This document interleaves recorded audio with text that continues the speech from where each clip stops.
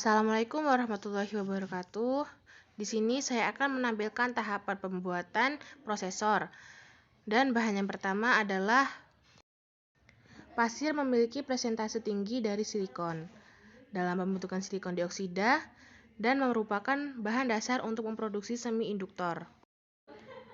Bahan yang kedua adalah silikon cair. Silikon dimurnikan dalam tahap berlapis untuk akhirnya mencapai kualitas produksi yang disebut electronic grade silikon. Electronic grade silikon mungkin hanya mengandung sebuah atom asing setiap 1 triliun atom silikonnya. Pada gambar ini bisa dilihat bagaimana sebuah kristal besar tumbuh dari silikon cair yang dimurnikan. Hasil adalah kristal tunggal yang disebut ingot.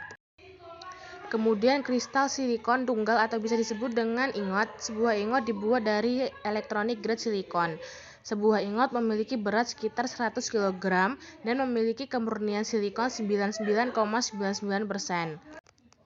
Tahap berikutnya adalah pengirisan ingot.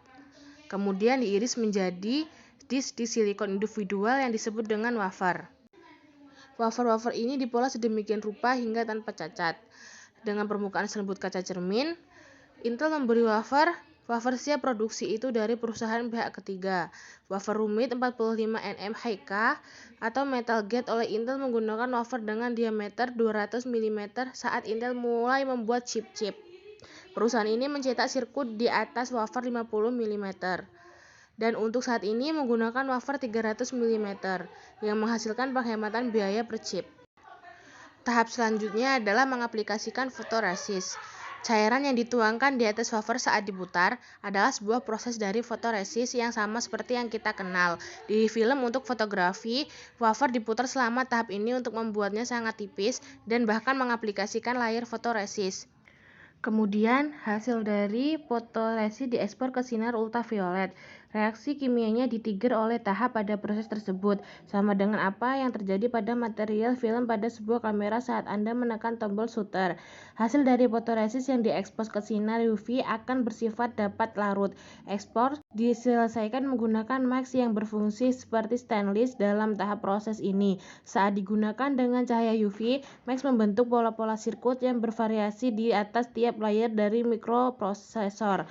Sebuah lensa mengurangi image dari mask, sehingga yang dicetak di atas wafer biasanya adalah 4 kali lebih kecil secara linear daripada pola-pola dari mask. Meskipun biasanya ratusan mikroprosesor bisa dihasilkan dari sebuah wafer tunggal, cerita bergambar ini hanya akan fokus pada sebuah bagian kecil dari sebuah mikroprosesor, yaitu pada sebuah transistor atau bagian-bagiannya. Sebuah transistor berfungsi seperti sebuah switch, mengendalikan aliran arus listrik dalam sebuah chip komputer. Peneliti-peneliti di Intel telah mengembangkan transistor-transistor yang sangat kecil sehingga sekitar 30 juta transistor dapat diletakkan pas di kepala sebuah peneliti. Kemudian membersihkan fotoresis. Fotoresis yang lengket dilarutkan sempurna oleh suatu pelarut. Proses ini meninggalkan sebuah pola dari fotoresis yang dibuat oleh mask. Kemudian etching atau menggores. Fotoresis melindungi material yang seharusnya tidak boleh tergores. Material yang ditinggalkan akan digores atau di-stage dengan bahan kimia. Tahapan berikutnya adalah menghapus fotoresis. Setelah proses etching, fotoresis dihilangkan dan bentuk yang diharapkan menjadi terlihat.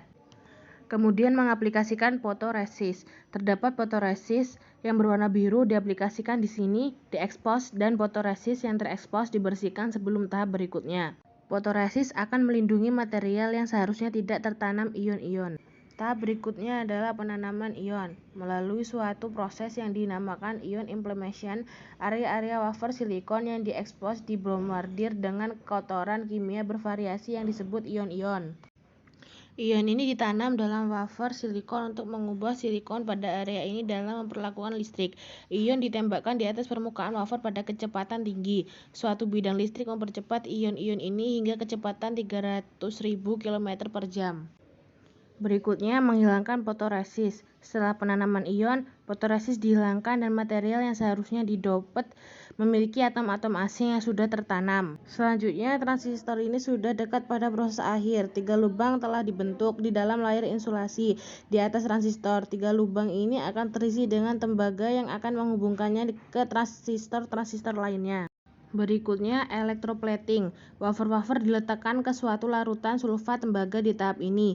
Ion-ion tembaga ditanamkan di atas transistor melalui proses yang disebut electroplating.